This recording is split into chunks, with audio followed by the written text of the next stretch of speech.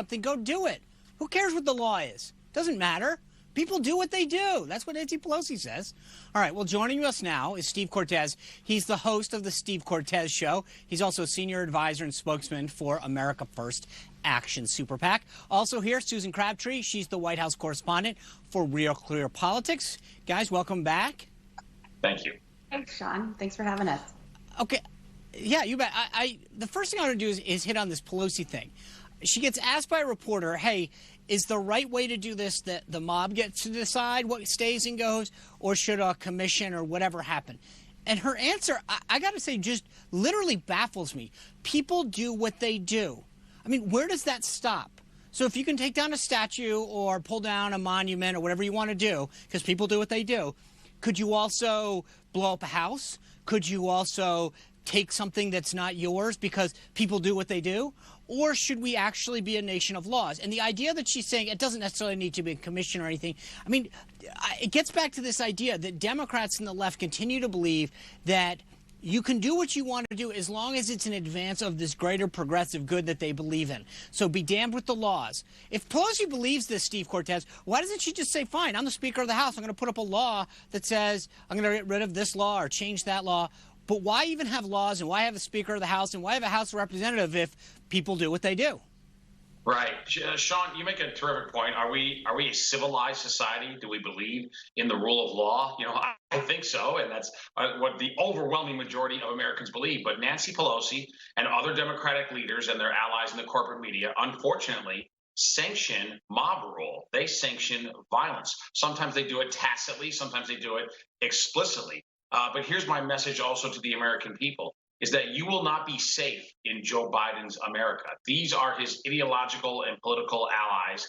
They are condoning violence. They believe, unfortunately, in the rule of mobs. We, on the other hand, in the America First movement, and those of us who are trying to reelect the president, believe in supporting the police, believe in the rule of law, and we believe that in a society, there is a social contract which dictates that if decisions are to be made, that they are to be made by the people through democratic processes, not through violence. Yeah, that's a good point. And the interesting thing is you have someone here, Nancy Pelosi, who her job is to create laws, and she's encouraging people to go out and break them because you'll do what you do.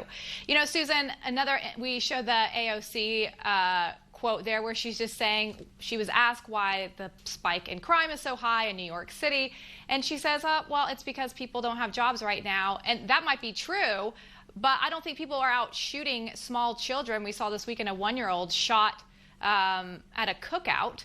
A man shot when he was taking his little girl to the grocery store in broad daylight. I don't think that's because someone needed bread.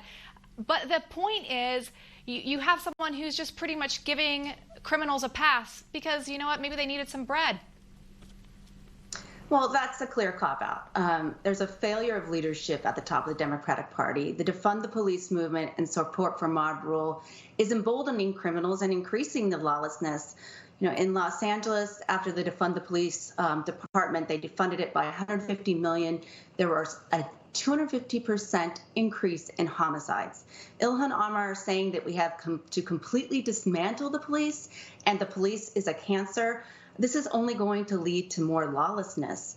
AOC saying defund the police is not some way of reforming the police. It actually means that's what they want to do on the left. They want to defund it. Well, there were 28 shootings, as you mentioned, in New York this week, and that's a 600% increase from last year.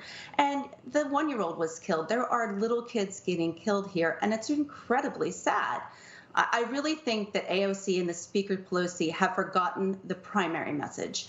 The message of the Democratic primary was that it was going too far left, and that's how they ended up with Joe Biden in the first place. Despite his sort of lackluster candidacy, even most Democrats will tell you they're not excited about his campaign, but they're voting against Trump in favor of Joe Biden. But the other choice was Bernie Sanders, who was following the AOC agenda. I don't see this as a winning formula for them. They are overreaching. Even though they are ahead in the national polls, this is a clear overreach on their part. You know, Susan, I want to pick up on what you said there. And Steve, you made another point and kind of combine them here.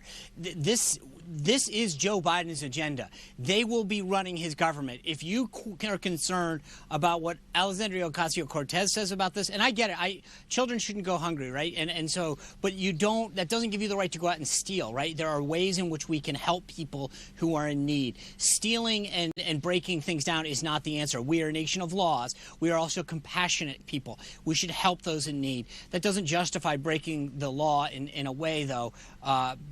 And so the thing that's fascinating to me is that both of these people are who Biden's going to listen to. And Steve Cortes, you touched on this, but this is the Biden agenda. This is the Biden way to rule the country. No, unfortunately it is, Sean. And, I will add, by the way, I'm talking to you right now from my home in Chicago. I have raised a family in the city of Chicago for 25 years. This city is literally out of control. It is chaos. Chicago has become a third world city in the middle of America. We had 69 shootings this weekend, 14 people killed. Unfortunately, Sean, that's not remarkable compared to previous weekends. I mean, of course it's remarkable, but you know what I mean? Compared to recent history, it is not a standalone or one-off weekend of violence in this city. And what I'm trying to tell the country as a Chicagoan is that where the left will take us as a country is where Chicago is now. We face a choice into November. Do we want to become Chicago on a national basis? Or, as I wrote in Real Clear Politics, do we want to be MAGA country? I think we want to be MAGA country. But Chicago, unfortunately, which again is where the left wants to take us, is a place where violence is the norm, where corruption and statism are the committed mandates of local government, and unfortunately places where people, particularly minority Americans, live lives largely of misery. Chicago's a city that's been dominated by the Democratic Party for nearly a century. So we don't have to guess at where the radical agenda takes us. It takes us, unfortunately, to Chicago. Hey, Susan, we don't have a ton of time left right now, but you touched on something that I just want you to answer. Do you think this defund the police movement is going to be something that we see in congressional races across the country? Well, I think the Democrats, I just wrote about this, the Democrats are running away from this issue in key races. There is a Pew Center poll, national poll that came out in late June that said 73% of people want police funding to stay the same or be increased, including 57% of African Americans. So I don't think this is a winning issue among suburban moms, those voters that both sides are trying to get, the swing states.